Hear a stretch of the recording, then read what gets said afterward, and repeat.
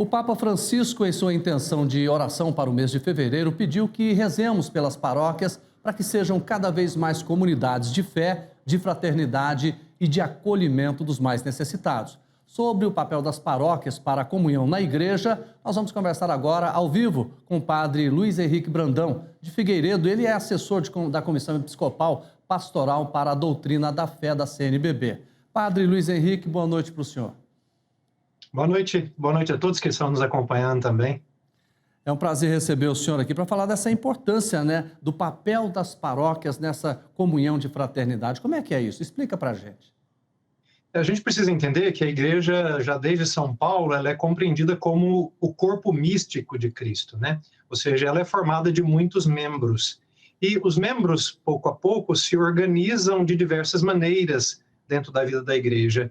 E desde uma tradição já muito antiga, isso já nos primórdios da igreja, as comunidades se organizaram a partir das suas casas próximas, É daqui que vem a palavra paróquia, que significa ao lado da casa, paroikia, Então ali as pessoas se reuniam para rezar, para partilhar da sua vida e também partilhar dos seus bens, como a gente lê nos Atos dos Apóstolos. Por isso, a paróquia, já bimilenarmente, podemos dizer, essa estrutura, vamos dizer assim, mais fundamental da vida da igreja, que estrutura as comunidades a partir dessas ligações que são estabelecidas dentro da vida paroquial. Aqui, na CNBB, foi escrito, inclusive, um documento, Paróquia Comunidade de Comunidades, justamente porque a paróquia funciona como uma grande comunidade que abarca dentro de si outras pequenas comunidades e gera, então, comunhão e fraternidade. E é isso que o Papa está pedindo que a gente faça, que as nossas paróquias sejam justamente lugar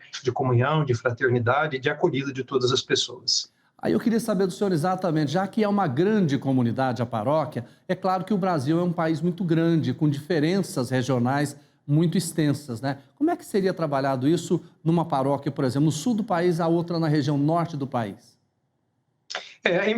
Já o Concílio Vaticano II e o Papa Francisco têm nos chamado também a isso, de nós lermos os sinais dos tempos.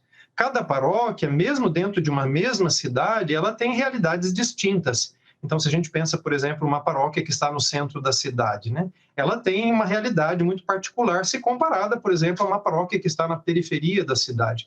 Por isso, aquela comunidade, ela precisa ficar muito atenta aos sinais que as pessoas que participam daquela comunidade ou que fazem parte do território daquela paróquia, quais são as necessidades que aquelas pessoas têm? As necessidades espirituais da evangelização e também outras necessidades que tocam a dignidade humana. Então, no fundo, não há uma possibilidade de determinar a priori como cada paróquia vai trabalhar.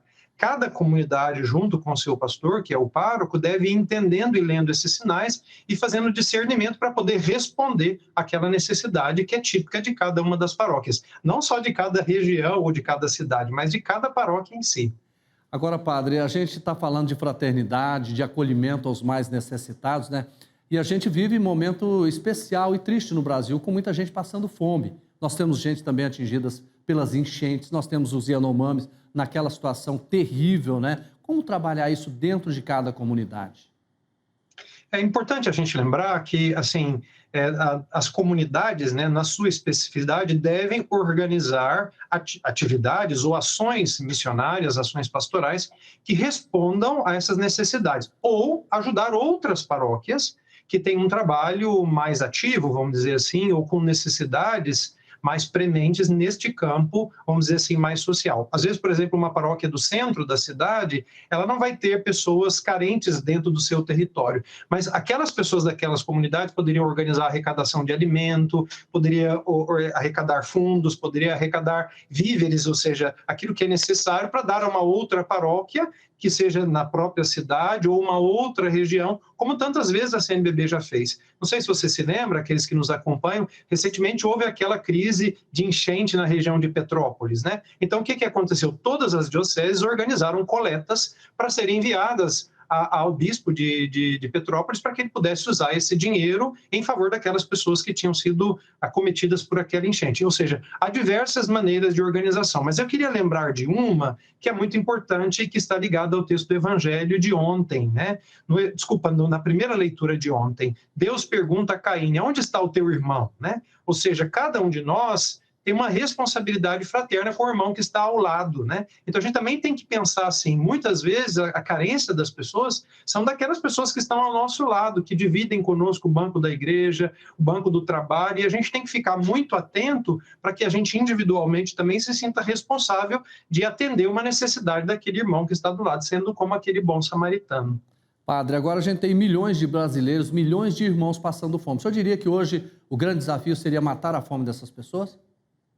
Eu diria que esse é um dos grandes desafios, né? Certamente a fome material é um desafio que a gente tem que dar respostas a ela. Não só a igreja, mas a igreja, na sua responsabilidade social, deve responder também a essas necessidades. Mas existem também outras carências. É bom lembrar que existe também uma fome de Deus que às vezes é mais angustiante do que a fome dos alimentos, né? Então, a gente não pode achar que a única demanda ou a única necessidade dos homens sejam aquela material, aquelas que são materiais, né? Então, é importante que a gente descubra quais são as necessidades também de outros níveis que não só esses. A fome material é uma das necessidades grandes que a igreja tem que atender, por isso, inclusive, vai dedicar uma campanha da fraternidade este ano sobre este tema, né? Mas existem também outras necessidades que não podem ser negligenciadas, que são tão importantes quanto aquela dos alimentos. Padre, muito obrigado pela participação do senhor com a gente ao vivo aqui no Jornal Brasil Hoje. Boa noite para o senhor. Boa noite, agradeço você e agradeço as pessoas que nos escutaram. Um grande abraço. Um abraço também.